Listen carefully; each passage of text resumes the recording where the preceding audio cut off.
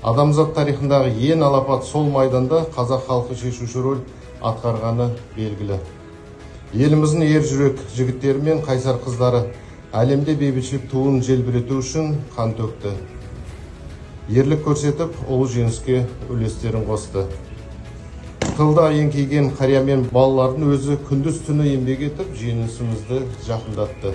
Сондықтан ұлы отан соғысының ардагерлеріне құрмет көрсету, олардың ерліктерін ұрпақтан ұрпаққа дәріптеп жеткізу біздің ортақ міндетіміз. Біз ардагерлеріміздің ерлігін мәңгі есте сақтаймыз. Құрметті түркістандықтар, баршаңызды жеңіс күнімен және бір рет құттықтаймын. Елімізде әрқашан бейбітшілік заман, ұрпағымыз аман болсын. Тәуелсіз еліміздің мәртебесі биіктей берсін. Және бір рет құтты болсын. Рахмет.